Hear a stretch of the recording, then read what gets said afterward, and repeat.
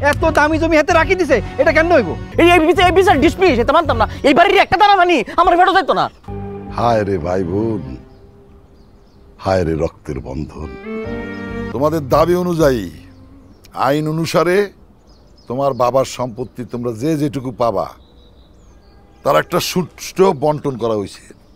সোনালি, তোমার ভাগে পড়ছে ওই মেন রোডের 22% জমি।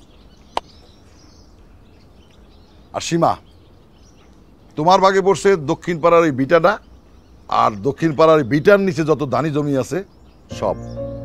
আলহামদুলিল্লাহ। আর ভাবি, আপনার ভাগে পড়ছে এই বাড়ির পিছনে যে বিটাটা ওইটা। আর সুমন, তোমার ভাগে পড়ছে হচ্ছে পূর্ব পাড়ার যত দানি জমি আছে আর মূল বিটার 25% যে বিটাটা আছে, এই বিটাটা এটা সুমনের নামে। এখন এই হচ্ছে বন্টন। তোমরা খুশি তো এই বন্টনে? আর একখান কথা আছে, মানে আননে যে বাগাবাড়িটা করছেন আন অনুযায়ী ইয়ার হরে আঙ্গার কোনো কথা থাকতো আর নিমি, কোনো মতভেদ থাকতোই হারে না। হ্যাঁ কি এখন আনের কোনো মতভেদ আসেনি? আমি কি তা কইতাম? আমি তো এটা সহায় সম্পত্তি, শ্বশুরের সহায় সম্পত্তি আমি চাই। আমি কিছু তো চাইছি না, চাইছি তো হে সেরম চাইছে, এরম পাইছে, খুশি আছি তো, সঠিক বিচার হয়েছে। আমরা খুশি, আমরা খুশি। আমিও খুশি। আমার ভবিষ্যতের জন্য ভিটা বাড়ি দরকার ছিল। এখন যদি আমি পড়াশোনা করে চাকরি বাড়াত নাও পাই, ওই যে জমি জমা পাইছি ওইটা নিয়ে আমি কিছু কইরা খাইতে পারবো। আমি আলহামদুলিল্লাহ অনেক খুশি। সালাম ভাই, আমার মামুনের ভাগ কোনটা? ভাবি, মামুনের বাঘটা আছে। মামুন একটা জায়গা চায় নিছে,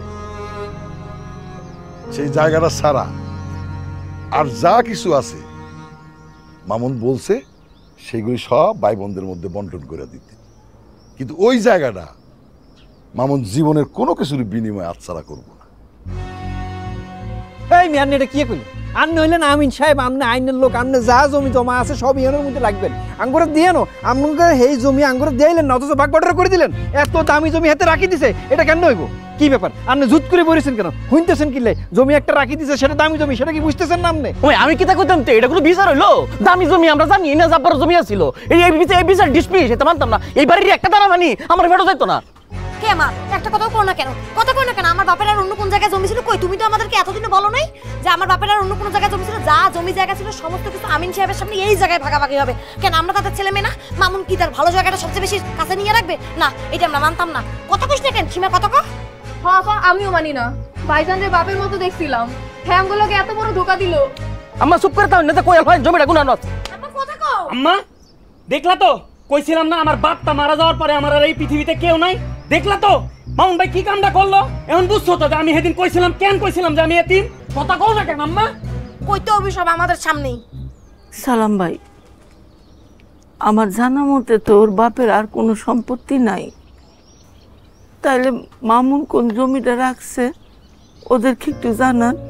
ওমায়া অন জানি না মামুন কোন জমিটা নিছে শুনতে চান? তোমরা শুনতে চাও? ভাবি, মা আব্বাকে যেখানে কবর দিছি না, তার পাশে আপনার কবরের জমি রাখা আছে। আপনাকে দুইজনের পায়ের পাশে যে খালি জায়গাটুকু, সেই জায়গাটুকু মামুন চায় নিছে।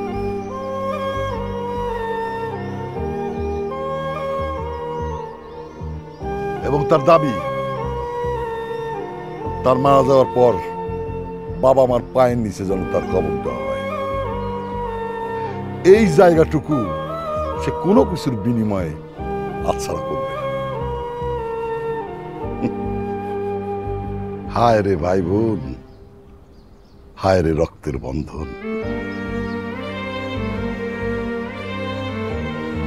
মাহবাই যখন রিটায়ার করছে তখন তোমাকে এই সংসারের বেহাল অবস্থা। আমরা সবাই মিলে সিদ্ধান্ত নিয়ে মামুনকে সৌদি আরব পাঠাইছি। 7টা বছর ওইখানে থাইকা কষ্ট করে টাকা পয়সা পাঠাইছি তোমাদের সুখের জন্য। সীমার ধুমধাম করে বিয়ে দিছে, সুমনরে পড়ালেখা শিখাইছে, বাড়ির এইটা নষ্ট হয়েছে সেটা সারছো, ওই জমি দখল করে নিতেছিল সেখানে জমি দখল নিছো, কত কিছু করছো ওর টাকা দিয়ে। আর তোমরা সামান্য সম্পত্তির জন্য কে কত পাইলো, কে মেন রোডের 22% জমি পাইলো, কে দক্ষিণের ভিটাটা পাইলো, কে কুবের জমি পাইলো, এই নিয়ে মারামারি কাটাকাটি শুরু করে দিছো।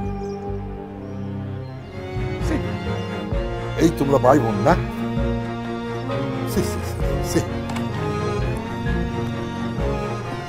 আসি।